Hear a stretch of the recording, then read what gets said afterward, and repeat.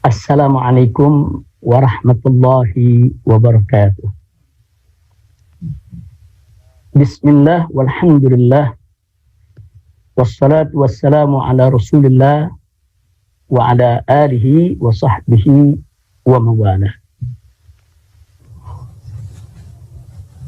Pertama-tama saya ingin menyampaikan terima kasih dan ungkapan rasa kebahagiaan dengan digelarnya reuni 212 pada pagi hari yang cerah ini, dan semoga segenap panitia penyelenggara, begitu juga semua narasumber, seluruh undangan akan senantiasa mendapatkan limpahan taufik dan hidayah dari Allah Subhanahu wa Ta'ala, dan semoga pertemuan kita pada pagi hari yang cerah ini, walaupun lewat virtual, webinar, daring, insya Allah tidak kurang sedikit pun keberkahan dan manfaatnya. Amin ya rabbal alamin. Dan di awal ini juga saya ingin mengajak semua untuk sama-sama kita mohon kepada Allah Subhanahu wa Ta'ala dengan tulus dan ikhlas serta penuh pengharapan agar wabah corona baik di Indonesia bahkan di seluruh dunia segera diangkat oleh Allah Subhanahu wa Ta'ala. Diberikan oleh Allah Subhanahu wa Ta'ala nikmat sehat walafiat kepada seluruh umat manusia yang ada di atas muka bumi ini, karena pandemi ini menimpa semua orang. Dan kalau kita bicara tentang kemanusiaan, maka kemanusiaan adalah sesuatu yang lintas teritorial, lintas negara, lintas agama, lintas suku, lintas budaya. Nah, karena itu doa kita untuk semua, semoga wabah corona ini segera diangkat oleh Allah Subhanahu wa Ta'ala. Amin ya rabbal alamin. Dan secara khusus, semoga para umarok kita, para ulama kita yang terkena positif corona pada belakangan ini, semoga mereka semua disembuhkan oleh Allah Subhanahu wa Ta'ala, sehingga mereka bisa menjalankan tugas sebagaimana mestinya, insya Allah. Baiklah, pada kesempatan ini, agar tidak membuang waktu, karena banyak sekali para habaib, para ulama, para tokoh, para aktivis yang saat ini berkumpul, baik di studio 1 maupun di studio 2, saya akan langsung saja ingin menyampaikan apa yang sepatutnya disampaikan pada pagi hari yang cerah ini. Dan saya ingin menyapa seluruh elemen bangsa, seluruh anggota masyarakat dimanapun Anda berada, dari Sabang sampai Merauke yang ada di dalam negeri ini, bahkan di luar negeri sana yang mengikuti daripada acara ini. Saya ingin menyapa Anda semua dan ingin menyampaikan terima kasih serta apresiasi atas kepeduliannya, atas keikutsertaannya, kebersamaannya, yaitu dalam perjuangan kita semua untuk menggelorakan semangat spirit revolusi akhlak sebagai solusi untuk Indonesia yang bermartabat. Mudah-mudahan niat baik kita ini digabulkan oleh Allah Subhanahu wa Ta'ala. Baiklah, Babe Hekal yang pagi hari ini luar biasa, tampil begitu energik, begitu semangat, begitu menarik. Terima kasih atas waktu yang diberikan, dan luar biasa panduannya. Mudah-mudahan Babe Haikal dan lainnya senantiasa dalam lindungan Allah Subhanahu wa Ta'ala. Baik ya kawan, bicara tentang reuni 212, tentu setidaknya kita akan kembali kepada kenangan di mana dulu kita pernah secara bersama-sama, yaitu melaksanakan aksi 212 pada tahun 2016. Nah, yang ingin saya ingatkan bahwa dalam aksi 212 di tahun 2016, di sana ada spirit ukhuwah, spirit persaudaraan. Nah, persaudaraan yang saya maksud di sini adalah baik itu persaudaraan dalam istilah ukhuwah basyariyah, ukhuwah insaniyah, yaitu persaudaraan kemanusiaan. Karena sebagaimana yang Nabi alaihi salatu wassalam pernah mengatakan, kullukum min Adam wa Adam min turab. Kamu sekalian umat manusia ini berasal dari Nabi Adam alaihi salam. Wa Adam min turab, dan Nabi Adam alaihi salam diciptakan oleh Allah Subhanahu wa taala dari tanah liat. Artinya kita selalu diingatkan bahwa kita umat manusia ini semuanya pada prinsipnya bersaudara secara kemanusiaan.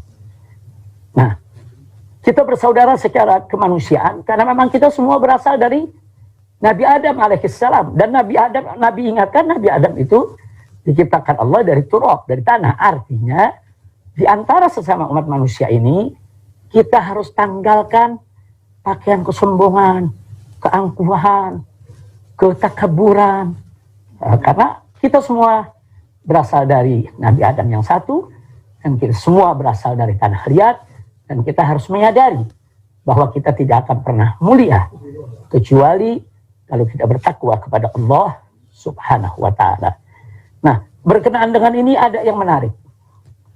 Sebagaimana Allah firmankan dalam surat Al-Hujurat ayat 13. Wallahu subhanahu wa ta'ala qala, ya ayuhan nas, inna khalaqnakum min dzakarin wa untha wa ja'alnakum syu'uban wa qabaila lita'arafu. Inna akramakum indallahi atqakum, innallaha alimun khabir. Shadaqallahul azim. Dalam ayat ini yang diserukan oleh Allah bukan ya ayyuhalladzina amanu, hai orang-orang yang beriman. Tapi yang diserukan oleh Allah adalah ya ayyuhan nas, hai umat manusia.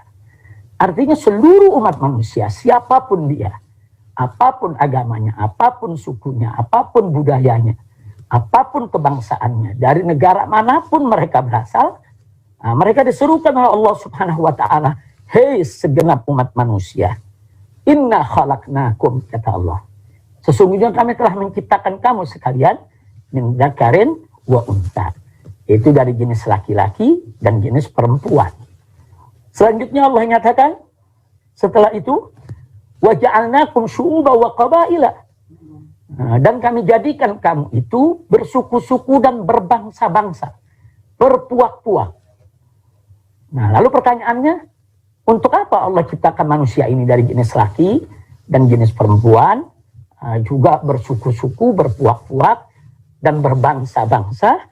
Nah, sebelum kita ajukan pertanyaan ini, Allah sudah jawab dalam ayat yang sama, di mana Allah nyatakan, lita'arafu, untuk kamu sekalian saling mengenal. Subhanallah. Jadi kita diciptakan oleh Allah Subhanahu wa taala sebagai umat manusia dengan aneka ragam latar belakang, perbedaan yang ada di antara kita. Lita'arafu, untuk kamu ini saling kenal. Nah, ada pepatah mengatakan tak kenal maka tak sayang. Nah, jadi kenapa di ayat ini yang dikedepankan adalah untuk kamu saling kenal. Jadi nggak disebut soal saling sayangnya, saling bersatunya, saling bekerja samanya, tidak. Saling kenal dulu. Karena saling kenal itu pintu gerbang. Itu kunci. Kalau sudah saling kenal, maka satu sama lainnya saling mengetahui. Kalau sudah saling mengetahui, maka akan mudah untuk membangun saling menghargai. Kalau sudah saling menghargai dan saling menghormati, maka itu merupakan modal utama untuk saling cinta dan saling sayang. Nah, kalau sudah ada saling cinta dan saling sayang, tentu akan lebih mudah lagi kita untuk saling berbagi, saling bekerja sama, saling bergotong royong, saling bahu-membahu. Nah, itulah rahasianya kenapa dalam ayat ini yang dinyatakan oleh Allah, lita'arafu, untuk kamu saling mengenal. Nah, ini yang ingin saya garis bawahi. Nah, bahwa dalam aksi 212 di tahun 2016, bahkan dalam reuni-reuni selanjutnya, sampai reuni hari ini yang kita gelar bersama secara daring, secara webinar ini, bahwa di sana ada spirit ukhuwah basyariyah, ada spirit persaudaraan kemanusiaan. Makanya saya selalu ingatkan kepada seluruh umat Islam, seluruh elemen bangsa, ingat, kalau kita bicara kemanusiaan, maka kita jangan bicara soal suku, budaya, agama, golongan, partai, kelompok, lupakan itu semua. Apalagi kalau kita lagi terjun di medan bencana, di sana banyak orang membutuhkan uluran tangan kita, membutuhkan bantuan. Jangan sekali-sekali yaitu bicara tentang suku, agama, ras, atau antar golongan yang kita singkat dengan SARA. Tidak ada. Kemanusiaan adalah kemanusiaan. Inilah ukhuwah basyariah yang spiritnya melekat ada di dalam aksi 212 maupun dalam reuni 212 selanjutnya. Nah kemudian yang kedua jenis ukhuwah yang ingin saya ingatkan juga, bahwa dalam aksi 212 di sana juga ada spirit persaudaraan kebangsaan. Nah kalau istilah dalam bahasa Arabnya kita sebut ukhuwah wataniyah. Ukhuwah wataniyah. Kalau tadi ukhuwah basyariah itu bisa diistilahkan sebagai internasionalisme. Nah, sementara kalau ukhuwah wataniyah ini bisa kita istilahkan dengan yaitu nasionalisme. Itu persaudaraan kebangsaan. Persaudaraan kita satu tanah air. Nah, ini pun juga diberikan isyarat yang sangat jelas sekali oleh Nabi Muhammad SAW di dalam sejarah hidupnya. Bagaimana Nabi SAW secara terbuka di hadapan para sahabat menyatakan cintanya kepada kota suci Mekah, menyatakan cintanya kepada kota suci Madinah, bahkan menyatakan cintanya kepada Jabal Uhud. Subhanallah. Artinya ini dimotivasi oleh Rasulullah SAW para sahabatnya untuk cinta apa? Nabi cinta Mekah, Mekah tanah kelahirannya. Sampai-sampai Nabi mengatakan kepada kota Mekah didengar oleh para sahabat, kalau bukan kaummu yang mengusir aku dari Mekah, aku tidak akan pernah meninggalkan engkau wahai Mekah. Subhanallah. Nah begitu juga Nabi menunjukkan rasa cintanya kepada Madinah. Nah yang ditunjukkan oleh Nabi SAW baik di Mekah, di Madinah maupun di tempat-tempat lainnya bukan sekedar sebatas ucapan. Nah, tapi Nabi juga bekerja keras dengan para sahabat bagaimana membangun ekonomi umat, mensejahterakan mereka, yaitu di negara yang dipimpinnya, di Mekah, di Madinah, di Taif, dan lain sebagainya. Nah, ini menunjukkan luar biasa betapa Nabi SAW mengajarkan kepada umatnya untuk cinta negeri. Ya, adapun sebuah makalah, Hubbul Watan Minal Iman, itu bukan hadis.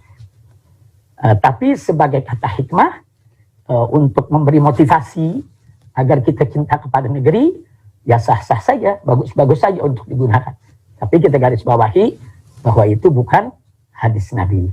Tapi sungguh pun begitu, sikap hidup Nabi, bagaimana Nabi menunjukkan rasa cintanya ke Mekah, Madinah, dan lain sebagainya, itu menjadi secara baik eksplisit maupun implisit menunjukkan bahwa Nabi SAW mengajarkan kepada umatnya untuk cinta negeri, cinta bangsanya, cinta tanah airnya.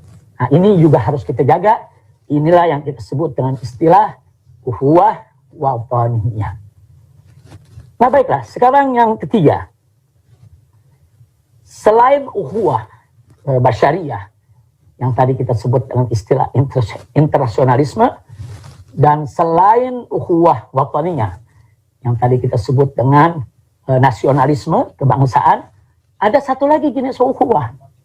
Nah, ukhuwah yang ketiga ini sangat spesifik, sangat khusus, sangat istimewa, karena dimensinya bukan dimensi hanya dunia, tapi dimensi dunia dan akhirat. Nah, ukhuwah apa? Ukhuwah Islamiyah. Jadi ukhuwah Islamiyah ini adalah satu persaudaraan yang diikat dengan akidah, diikat dengan syariat, diikat dengan keagamaan. Dan ini dimensinya bukan hanya sebatas dunia, tapi dimensi ini dimensi dunia dan akhirat. Nah tentu ini tidak bertentangan dengan ukhuwah basyariah, ukhuwah wataniyah, karena di dalam ukhuwah Islamiyah itu sendiri ada dimensi dunia yang memang harus dijaga. Dimensi mana mesti dijaga? Itu tadi yang kita sampaikan. Soal internasionalisme, kita tidak boleh menjadi bangsa yang terbelakang dari pergaulan internasional. Dan di sana juga ada nasionalisme, yang mana kita harus selalu bersedia untuk berkorban demi bangsa dan negara, serta memajukan negara. Dan itu ada dalam ajaran Islam secara komprehensif, yaitu secara lengkap. Nah, khusus yang ketiga ini, Allah berfirman dalam surat Ali Imran ayat 103. Allah subhanahu wa ta'ala qala wa'tasimu bihablillahi jami'a wa la tafarraqu. Artinya, berpegang teguhlah kamu sekalian kepada hablullah. Itu kepada tali Allah, kepada agama Allah, kepada hukum Allah. Dan Allah ingatkan, wala tafarraqu, jangan sekali-kali kamu bercerai-berai. Nah, berdasarkan ayat ini, siapapun yang sudah mendeklarasikan dirinya sebagai seorang muslim, bersahadat, memeluk agama Islam, maka mereka wajib al-i'tisam, berpegang kuat kepada hablullah, kepada hukum Allah. Nah, kenapa? Karena hukum Allah yang diturunkan oleh Allah subhanahu wa ta'ala itu merupakan way of life. Itu merupakan jalan hidup. Jalan hidup dari dunia menuju akhirat. Nah, oleh karenanya, setiap muslim, setiap orang beriman wajib berpegang teguh kepada Al-Quranul Karim, kepada sunnah Nabi Muhammad SAW, berpegang teguh juga kepada ijma, qiyas, dan lain sebagainya, yang menjadi sumber-sumber hukum muktabar terpercaya, yaitu di tengah umat Nabi Muhammad sallallahu alaihi wasallam. Dan haram mereka berpecah belah. Jadi wala tafarraqu, kata Allah subhanahu wa ta'ala. Tidak boleh berpecah belah. Maka itu orang-orang beriman wajib bersatu. Tapi bukan sembarang bersatu. Bersatu dalam iman, bersatu dalam Islam, bersatu dalam akhlak, bersatu dalam kebajikan, bersatu dalam kebersamaan, bersatu dalam taat, bersatu dalam takwa. Jadi bukan bersatu dalam korupsi, bukan bersatu dalam kezaliman, bukan bersatu dalam dusta, bukan bersatu dalam kemunkaran dan kemaksiatan. Jadi bersatu yaitu di dalam iman dan takwa kepada Allah subhanahu wa ta'ala. Nah, inilah ahibail kiram, bagian pertama dari pertemuan kita, yaitu pada pagi hari ini, yang ingin saya sampaikan. Sekali lagi saya garis bawahi bahwa dalam aksi 212 di tahun 2016 ada spirit ukhuwah basyariah, internasionalisme, karena memang yang hadir saat itu bukan dari Indonesia saja, hampir dari seluruh dunia ikut hadir. Kemudian yang kedua adalah ada spirit ukhuwah wataniyah, nasionalisme. Karena saat itu yang hadir dari hampir semua suku, apapun agamanya, mereka datang untuk bersama-sama bagaimana menuntut penegakan keadilan. Dan yang ketiga, di sana secara spesifik ada ukhuwah Islamiyah yang luar biasa. Nah, mudah-mudahan saya harap spirit dari tiga jenis ukhuwah ini akan selalu ada di dalam setiap gerakan yang memiliki ruh daripada 212, baik hari ini maupun yang akan datang, insya Allah. Nah, selanjutnya di bagian kedua. Di bagian kedua yang ingin saya ingatkan di sini adalah yaitu tentang akhlak Nabi alaihi salatu wassalam dan misi kenabian yang dibawa oleh Rasulullah sallallahu alaihi wasallam. Di dalam Al-Quranul Karim, surat Al-Qalam ayat 4, Allah subhanahu wa ta'ala yang maha tahu tentang segala sesuatu, memberikan kesaksian ilahi yang amat suci dan maha tinggi tentang akhlak Nabi. Di mana Allah subhanahu wa ta'ala menyatakan kepada Nabi alaihi salatu wassalam, wa innaka la'ala khuluqin azim. Sesungguhnya engkau, wahai Nabi, wahai Rasul, wahai Muhammad sallallahu alaihi wasallam, la'ala khuluqin azim, berbudi pekerti yang sangat agung.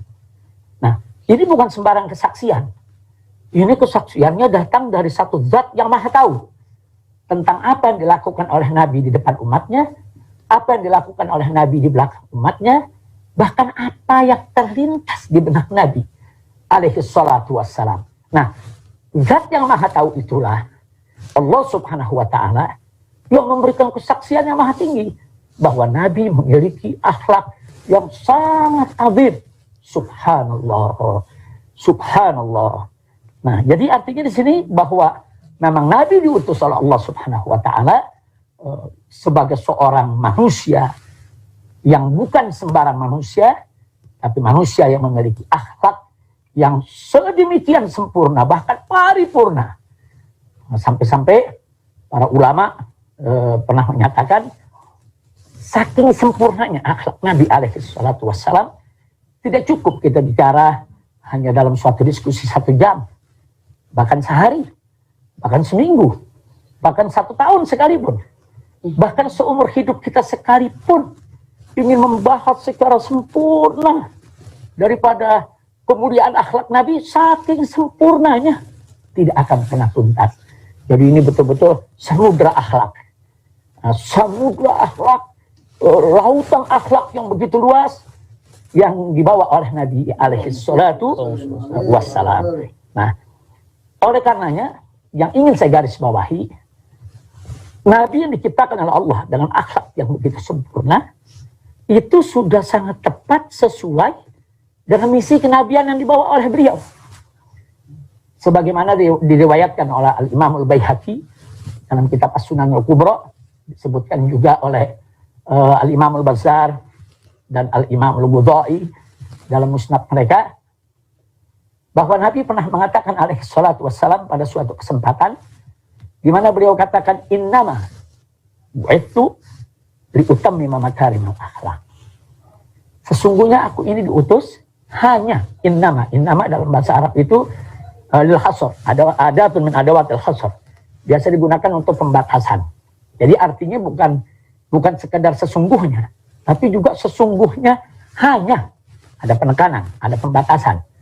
Jadi innama bu'ithu liutammima makarimul akhlak. Sesungguhnya aku ini diutus hanya untuk menyempurnakan kemuliaan akhlak. Subhanallah. Ini satu misi kenabian yang luar biasa, misi penyempurnaan akhlak. Subhanallah, subhanallah. Jadi berdasarkan hadis ini, apapun yang diajarkan oleh Nabi alaihi salatu wassalam kepada umatnya, baik itu yang berkenaan dengan ibadat ataupun juga yang berkenaan dengan muamalat, itu semua tujuannya adalah untuk penyempurnaan akhlak. Nah, dengan kata lain, kenapa kita sholat 5 waktu sehari semalam? Supaya akhlak kita mulia. Kenapa kita puasa setiap bulan Ramadan? Supaya akhlak kita mulia. Kenapa kita mesti bayar zakat? Nah, diberikan kepada yang berhak. Supaya akhlak kita mulia. Nah, kenapa kita tidak boleh berzina, menenggak minuman keras, tidak boleh berjudi, tidak boleh menipu, tidak boleh korupsi, dan lain sebagainya dari sejenis kemungkaran? Supaya akhlak kita mulia. Subhanallah. Jadi memang Islam ini agama akhlak. Nah, karena misi kenabiannya adalah penyempurnaan akhlak. Dan Nabi yang membawa misi untuk penyempurnaan akhlak tadi ternyata manusia yang akhlaknya sangat agung.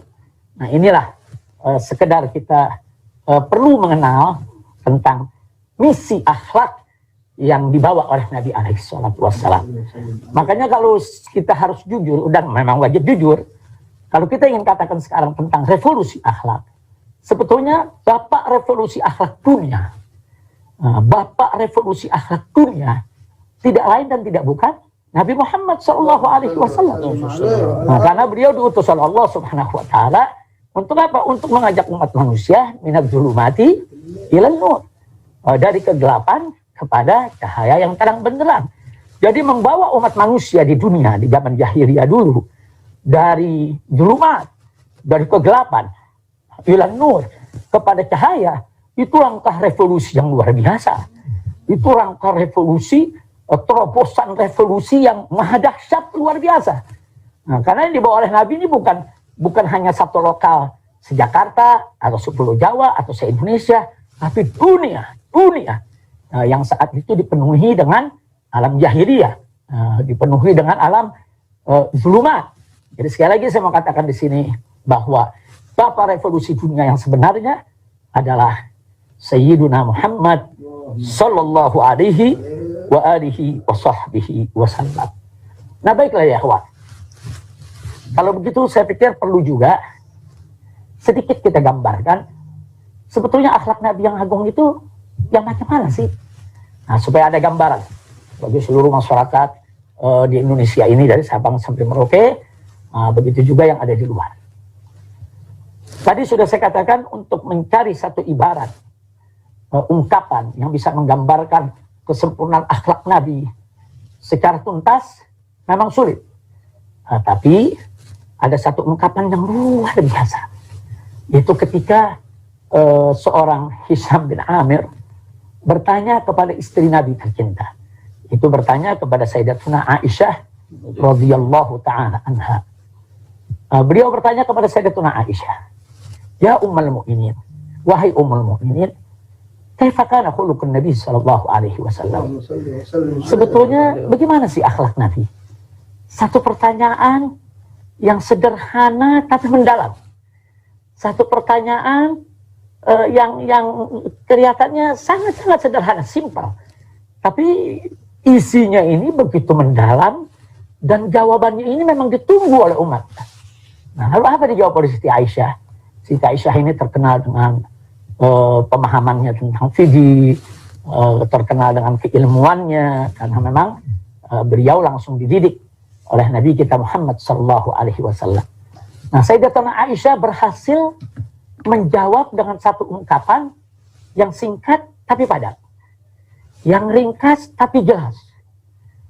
Jadi jawabannya sederhana tapi komprehensif. Subhanallah. Apa dijawab oleh Sayyidatuna Aisyah radhiyallahu taala anha? Beliau menjawab, kana khuluquhul Quran. Jadi akhlak Nabi itu adalah Al-Quran. Itu aja dijawab oleh Siti Aisyah. Subhanallah, walhamdulillah, wala ilaha illallah, wallahu akbar. Betapa cerdasnya Sayyidatuna Aisyah radhiyallahu ta'ala anha di dalam memilih kata. Nah, sekarang jawaban ini kita katakan maha dahsyat. Kenapa?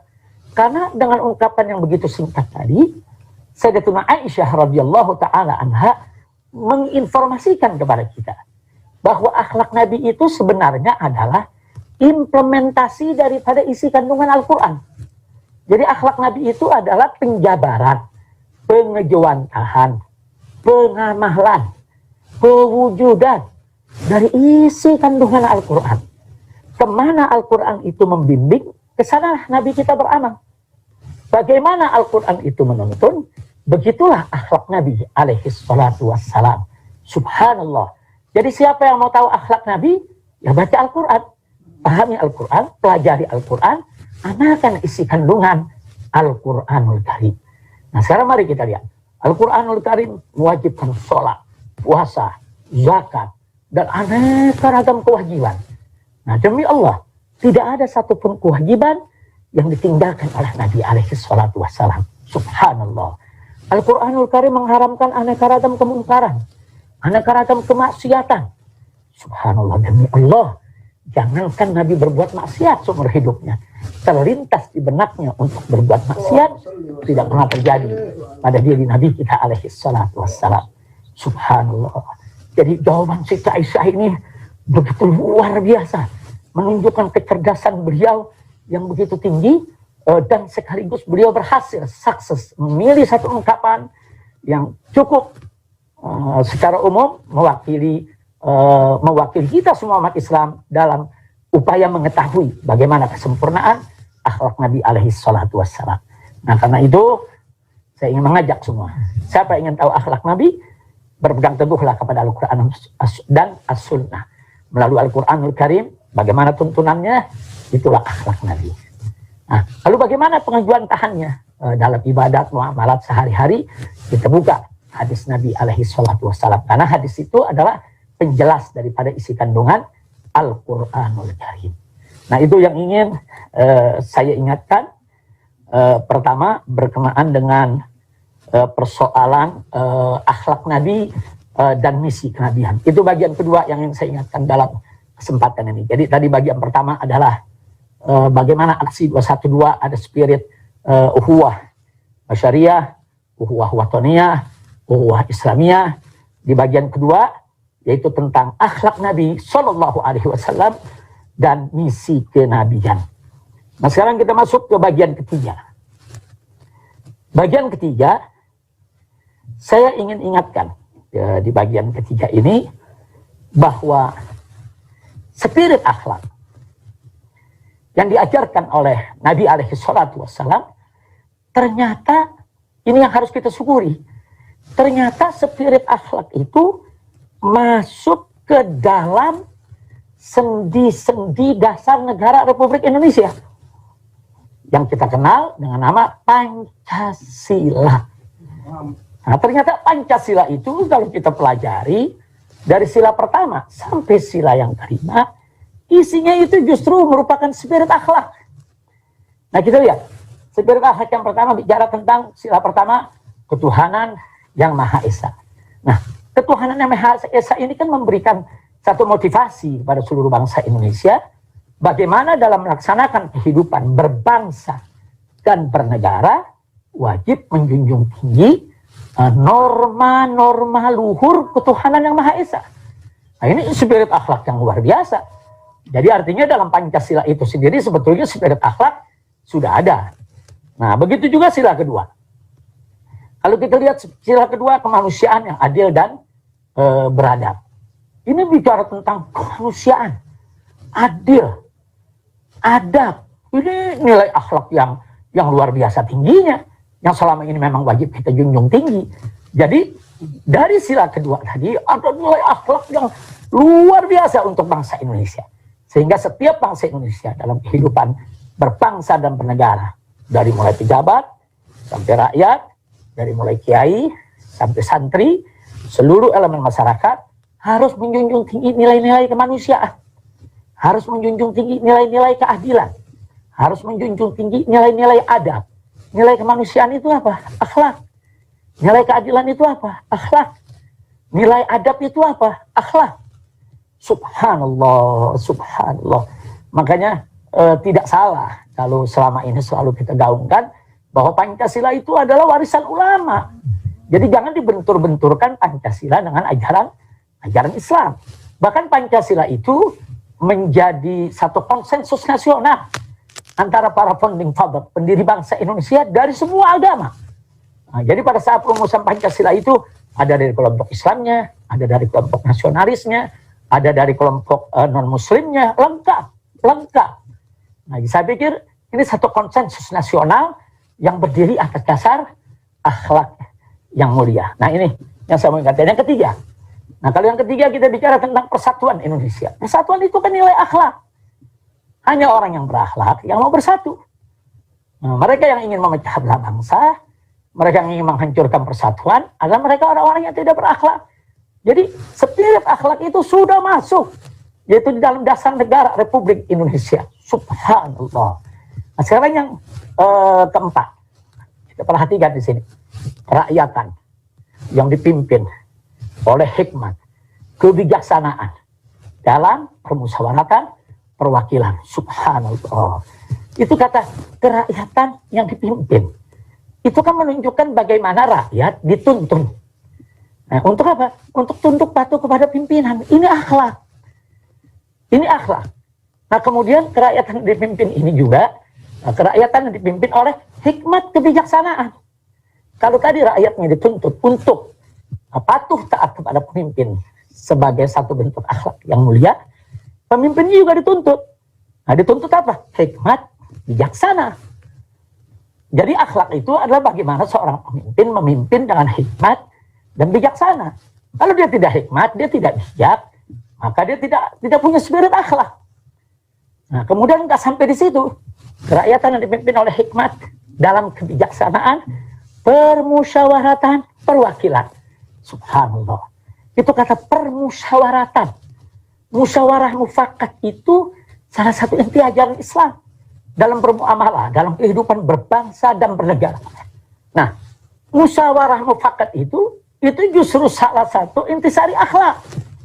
Jadi siapa yang ingin menjadi pemimpin? Apakah itu pemimpin rumah tangga, pemimpin masyarakat, pemimpin bangsa, pemimpin negara? Dia harus menjunjung tinggi musyawarah mufakat. Dan ternyata musyawarah mufakat itu merupakan ciri sekaligus jati diri bangsa Indonesia yang pernah dibangun oleh para founding father kita. Subhanallah. Jadi nilai akhlak, spirit akhlak itu memenuhi ruang-ruang Pancasila. Subhanallah. Jadi sudah tidak betul kalau ada yang ingin mengadu-ngadu agama dengan Pancasila. Nah, jadi kalau siapapun yang ingin mengadu agama dengan Pancasila, mereka tidak berakhlak. Karena Pancasila itu sendiri terbangun, terdiri, lahir lewat spirit akhlak. Yang kelima, keadilan sosial bagi seluruh rakyat Indonesia. Keadilan sosial. Kalau sudah bicara nilai keadilan, itu akhlak. Apalagi tujuannya mensejahterakan bangsa Indonesia, itu akhlak. Jadi bukan memiskinkan. Kalau memiskinkan dan memelaratkan bangsa Indonesia, itu tidak berakhlak. Nah, kesimpulan yang saya mau sampaikan di sini adalah ternyata spirit akhlak mulia itu sudah ada, dituangkan oleh para founding father, para pendiri bangsa Indonesia. Alhamdulillahirabbil alamin. Nah, di sini saya ingatkan bahwa Pancasila bukan sekedar pilar negara, bukan. Tapi berdasarkan Undang-Undang Dasar 1945 pasal 29 ayat 1 bahwa negara Republik Indonesia berdasarkan ketuhanan yang Maha Esa. Nah, jadi jelas di sini bahwa ketuhanan yang Maha Esa bukan sekedar pilar negara, tapi lebih dari pilar negara, merupakan dasar negara. Apa beda pilar dengan dasar? Pilar itu kan cuma tiang. Nah, tiang itu bisa dirubuhkan, bisa diganti kapan saja. Nah, sedangkan dasar itu fondasi, sangat mendasar sekali, sangat fundamental sekali. Nah, karena itu saya termasuk yang tidak setuju kalau Pancasila sebagai dasar negara disebut sebagai pilar negara, karena itu jadi menurunkan derajat Pancasila itu sendiri. Kalau kulihat kembali ke soal akhlak, yang penting satu kabar gembira buat kita semua bahwa nilai-nilai akhlak, spirit akhlak, ruh akhlak ada dalam konstitusi negara Republik Indonesia, baik landasan ideal Pancasila maupun landasan konstitusional Undang-Undang Dasar 1945. Baiklah, sekarang akhirnya sampai ke bagian keempat yang ingin saya sampaikan pada pertemuan kali ini. Nah, bagian yang keempat, setelah tadi kita bicara tentang bagaimana spirit ukhuwah, persaudaraan, persatuan ada dalam aksi 212 sejak tahun 2016. Kemudian bagaimana tadi kita juga sudah bicara tentang akhlak Nabi dan misi kenabian yang dibawa oleh beliau untuk penjemuran akhlak. Kemudian kita lanjut dengan spirit akhlak dalam Pancasila itu sendiri. Nah, sekarang kita masuk kepada hal yang tidak kalah pentingnya, yaitu tentang revolusi akhlak. Jadi kalau sekarang kita sedang gaungkan revolusi akhlak, revolusi akhlak. Nah, akhlak yang dimaksud akhlak yang mana? Akhlak yang tadi sudah kita bahas dari awal sampai barusan. Nah, ini semua merupakan bagian daripada revolusi akhlak.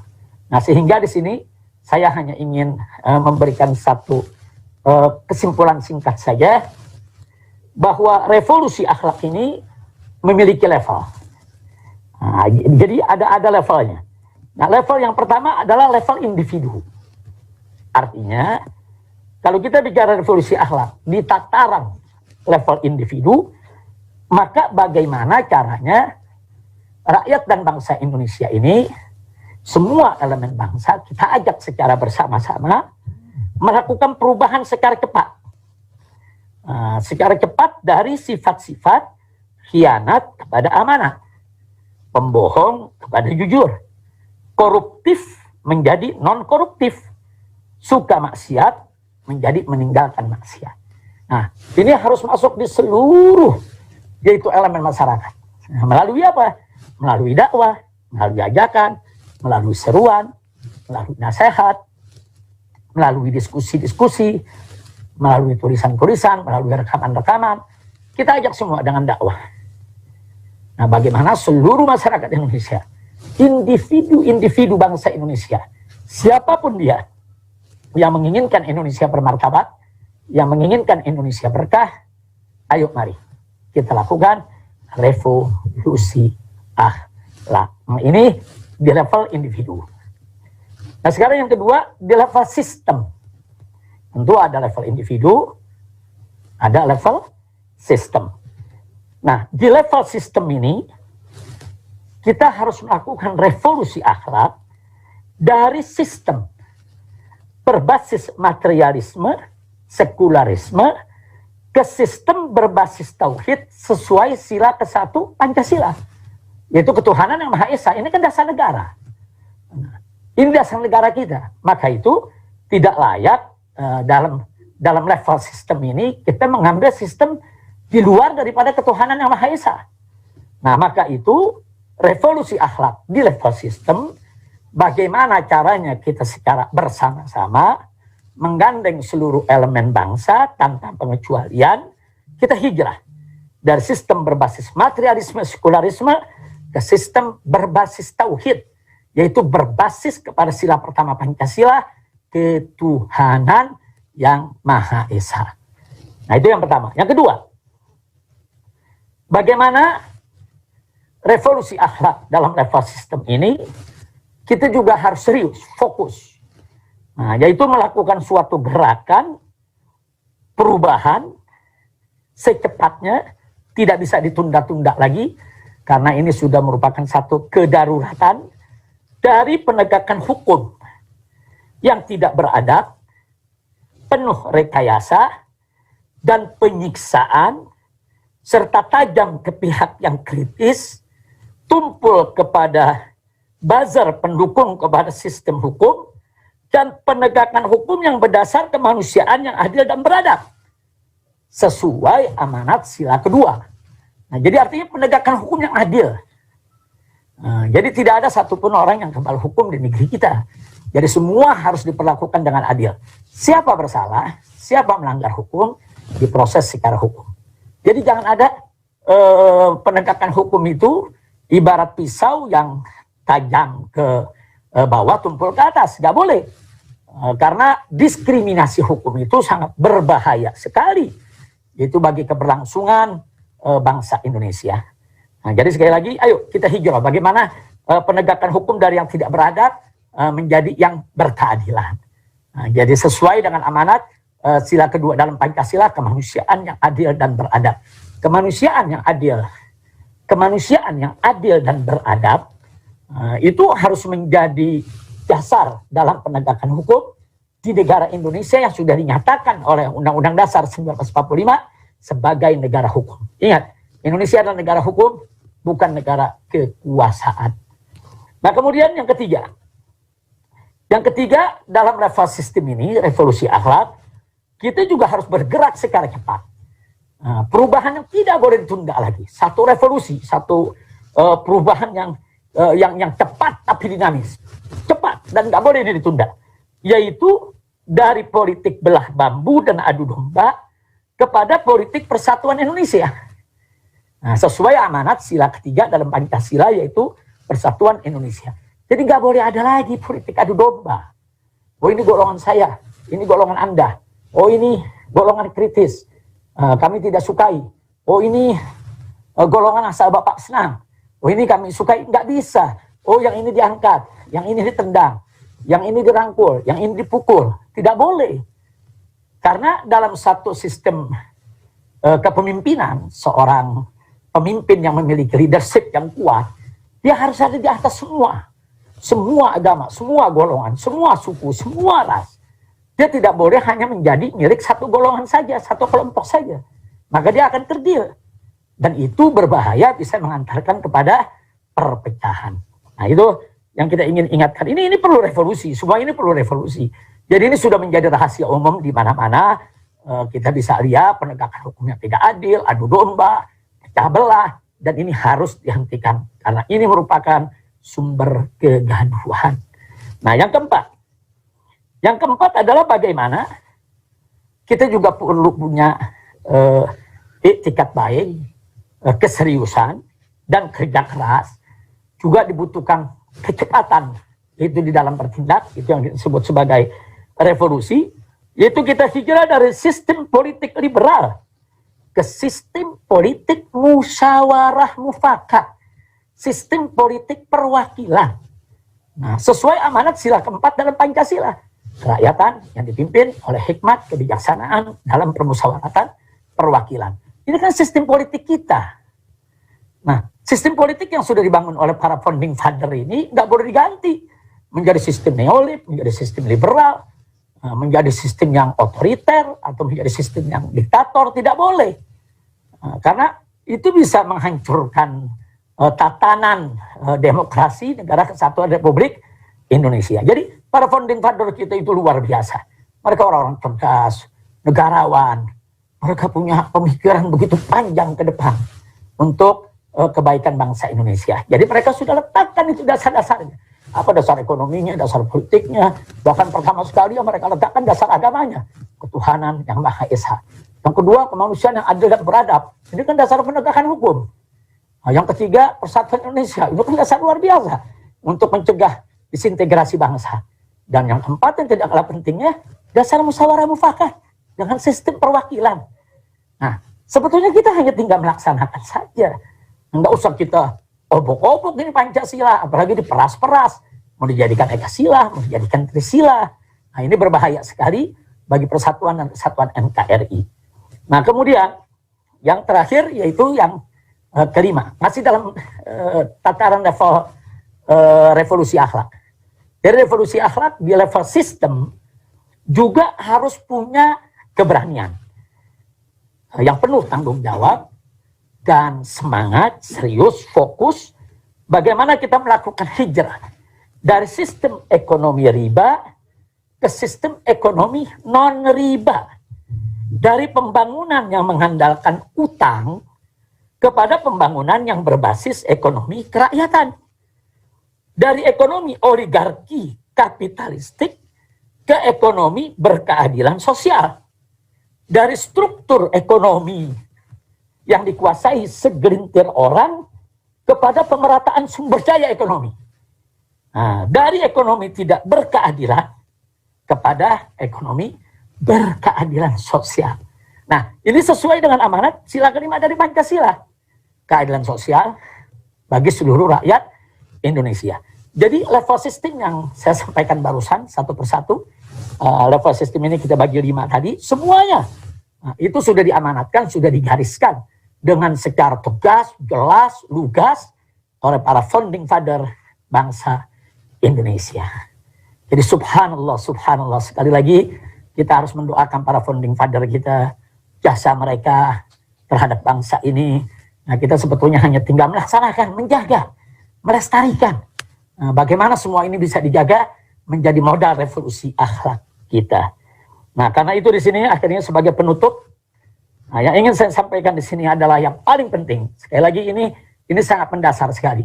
Jadi tidak ada gunanya kita bicara secara teoritis, yaitu tentang revolusi akhlak yang sudah saya paparkan tadi, kalau poin akhir ini tidak kita jaga, yaitu bahwa revolusi akhlak ini mesti melibatkan semua komponen dan elemen masyarakat untuk menuju negeri yang baldatun thayyibatun wa rabbun ghafur.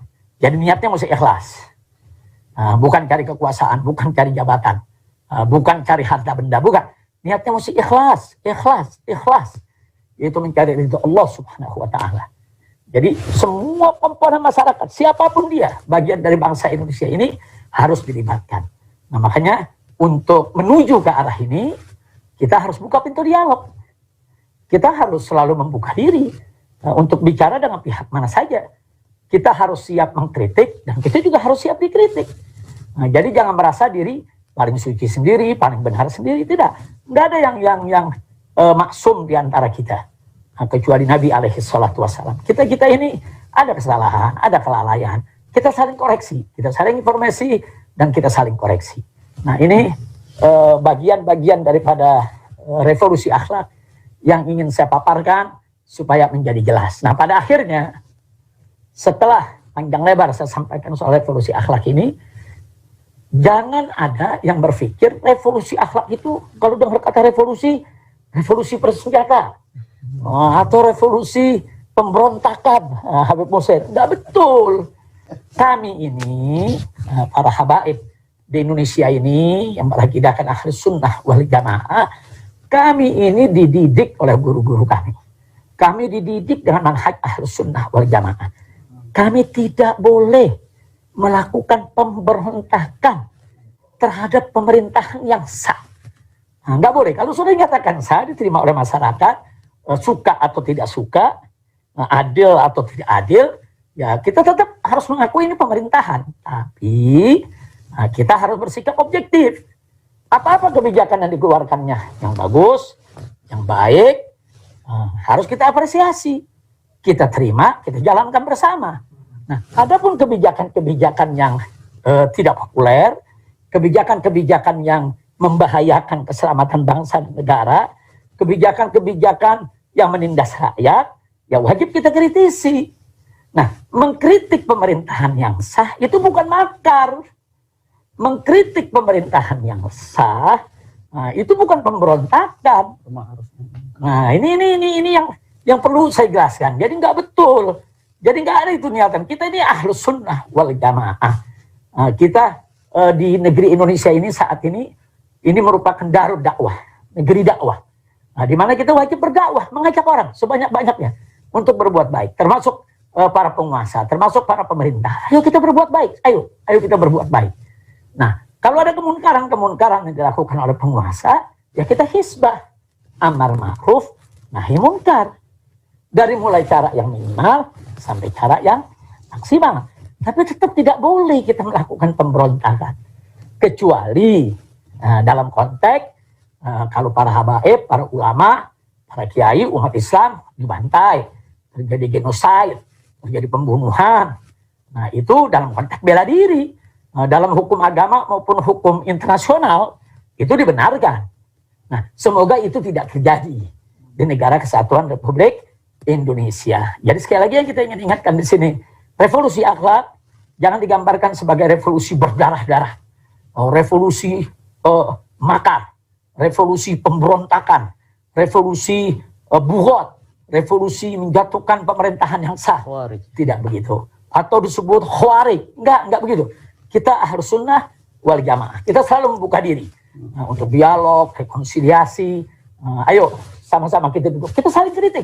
Kita saling memperbaiki. Nah inilah dakwah dan hisbah inda Ahlus Sunnati wal Jamaah.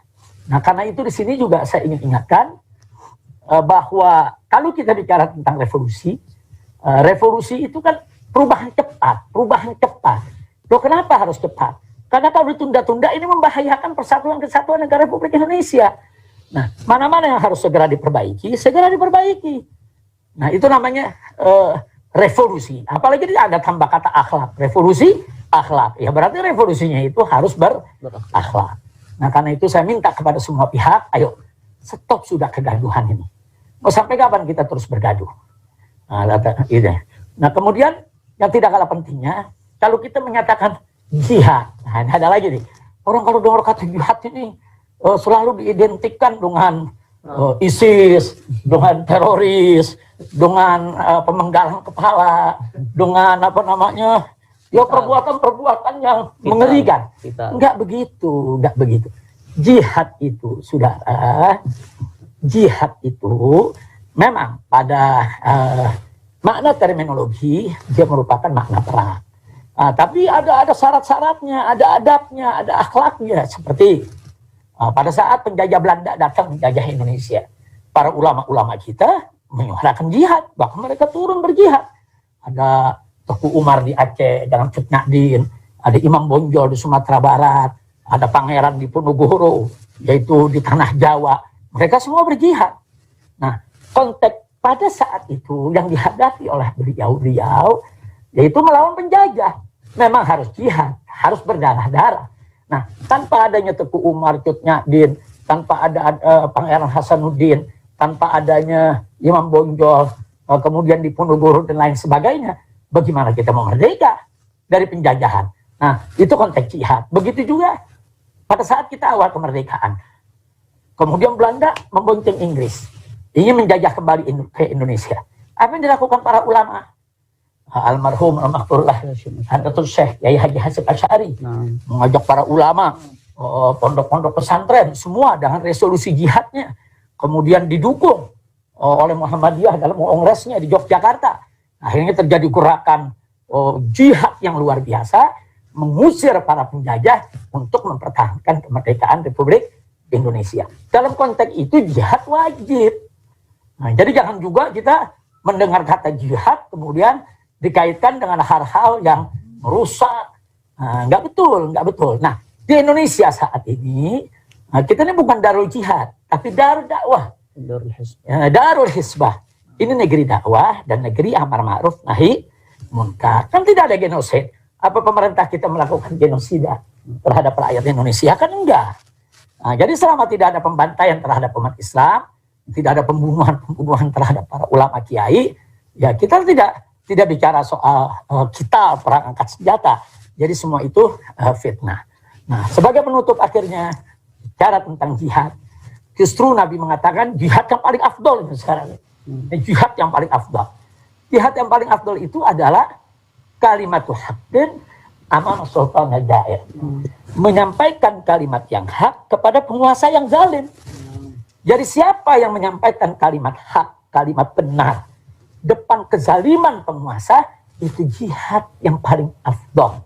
Dan itu wajib dilakukan oleh para ulama, khususnya para habaib dan para kiai. Jadi ini yang perlu kita sampaikan. Artinya biasakanlah hidup dengan saling mengkritik, saling menasihati, watawasau bis haqqi watawasau bis sabr. Kita saling menasihati dengan hak, saling menasihati dengan sabar. Nah, karena itu saya minta kepada semua pihak tanpa terkecuali, yuk mulai hari ini, mulai saat ini, stop segala kegaduhan, buka pintu dialog, ayo kita diskusi, ayo kita berargumentasi dengan sehat. Nah, jadi tidak ada lagi tuh rekayasa untuk meruntuhkan tatanan kehidupan demokrasi Indonesia, tatanan penegakan hukum di Indonesia, tatanan kehidupan berbangsa dan bernegara. Jadi stop kegaduhan ini, stop ketidakadilan, stop kezaliman. Nah, ini yang saya mau sampaikan kepada semua ikhwan. Dan terima kasih kepada para panitia, para habaib, para kiai, para ulama, para tokoh yang hadir di studio 1 maupun 2. Dan saya mohon maaf kalau saya tidak sebutkan satu persatu namanya, karena jumlahnya cukup banyak ini. Ada 100 ulama dan tokoh. Tapi saya bahagia. Saya ingin sampaikan, saya bahagia betul. Yaitu bisa menemani Anda semua pada saat ini, dan saya akan mendengarkan juga apa yang akan Anda sampaikan.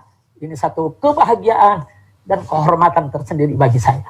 Nah, sebelum saya akhiri, saya juga ingin minta maaf, yaitu kepada seluruh tokoh, ulama, kalau sampai hari ini saya belum bisa bersilaturahim untuk keliling, menemui, menjumpai para tokoh, karena memang saya masih dalam observasi untuk menjaga daripada kesehatan saya dan keluarga atas saran tim medis. Gitu. Jadi menurut tim medis, pada saat kita menghadapi penumpukan manusia, baik di bandara, di Petamburan, di Tebet, di Megamendung, kita sudah berkali-kali menyampaikan jaga protokol kesehatan. Tapi gimana ya, antusias umat ini, subhanallah, sampai ribuan laskar nggak mampu mencegah. Padahal ribuan laskar sudah disiapkan. Akhirnya mereka yang bersalaman, mereka yang berusaha untuk meluk dan lain sebagainya. Nah, akhirnya tim medis menyarankan ini bukan persoalan COVID atau tidak COVID, baik COVID ataupun tidak COVID, dalam suasana yang sudah crowded seperti itu, ya seharusnya memang mengkarantina diri, atau mengisolasi diri, walaupun tidak COVID sekalipun. Tetap untuk pemulihan, untuk menjaga. Nah, kemudian atas saran mereka juga nanti secara berkala ya diperiksa dengan rapid test, diperiksa dengan swab antigen, diperiksa juga dengan swab PCR dan lain sebagainya. Jadi saya serahkan kepada tim medis. Jadi silakan diperiksa sebaik-baiknya dan seterusnya. Maka itu saya minta maaf kepada para alim ulama, para kiai yang datang ke rumah saya. Kita di sini juga memperlakukan protokol kesehatan yang sangat ketat. Nah, jadi di pintu gerbang itu kita sediakan ada rapid test, ada swab antigen. Jadi kalau ada tamu-tamu siapapun dia tanpa terkecuali, kita periksa dengan rapid test atau kita periksa dengan swab antigen yang hasilnya kan lebih cepat. Nah, kalau memang mereka negatif, ya kita persilakan masuk. Dengan tetap menjaga jarak, menjaga protokol kesehatan, kita bisa ngobrol, tapi dalam jumlah yang sangat dibatasi. Nah, kalau memang dalam pemeriksaan tadi ada yang positif, ya langsung kita arahkan ke medis, baik ke Hilal Merah Indonesia FPI, Hilmi, atau ke Mercy, atau juga ke rujukan pemerintah. Kalau mungkin konsentrasi COVID-nya agak tinggi, nah, jadi langsung kita arahkan. Nah, artinya ini tetap akan kita jaga. Nah, makanya saya minta maaf kepada semua masyarakat kalau dalam kerumunan di bandara, di Petamburan, di Tebet, di Megamendung terjadi suatu penumpukan yang memang di luar kendali karena antusiasnya. Nah, maka itu saya langsung dengan kawan-kawan di DPP FPI semenjak kejadian itu kita stop. Nah, tidak ada lagi kerumunan, bahkan seluruh rencana jadwal ke luar kota, ke daerah kita stop sampai pandemi ini berakhir. Nah, jadi kita harus hormati protokol kesehatan itu buat semua. Itu termasuk akhlak juga yang mesti kita jaga. Nah, jadi saya serukan kepada seluruh bangsa Indonesia agar kita mendapat keberkahan dari Allah, wabah ini segera selesai. Ayo sama-sama kita ikut protokol kesehatan. Jaga jarak, sering-sering cuci tangan, apalagi kalau bisa berwudu nih bagi umat Islam. Nah, dawamul wudu, kemudian pakai masker, pakai face shield, kemudian hindarkan segala bentuk kerumunan. Saya ajak semua, ayo mari sama-sama dengan semangat revolusi akhlak, bagaimana kita menanggulangi pandemi ini agar bisa yaitu segera diangkat oleh Allah Subhanahu wa taala. Tapi tentunya yang paling penting bagaimana wabah ini diangkat, ya tingkatkan iman takwa kita kepada Allah. Banyak istighfar. Nah, bisa jadi wabah yang terjadi ini kan peringatan dari Allah. Nah, karena itu kita taubat, kita kembali ke jalan Allah, tubu ilallahi taubatan nasuha. Nah, jadi ini yang saya sampaikan. Jadi terima kasih Habib Muhsin bin Zaid Al-Abbas. Itu di samping saya, beliau adalah Imam FPI DKI Jakarta yang luar biasa, punya semangat yaitu untuk revolusi akhlak yang begitu tinggi.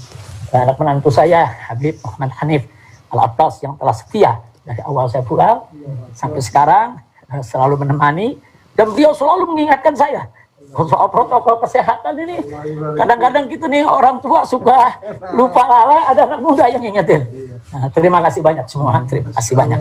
Nah, jadi itu yang saya mau sampaikan. Sekali lagi saya minta maaf kalau dalam kerumunan tadi buat keresahan atau membuat pihak-pihak yang tidak nyaman atau kita melakukan pelanggaran. Nah, itu di luar keinginan, tanpa kesengajaan, dan itu memang antusias umat, rindu, cinta. Nah, dan makanya pada saat Pak Anies Baswedan melalui melalui dinasnya, nah itu menyampaikan adanya pelanggaran dan harus bayar denda, ya kita terima.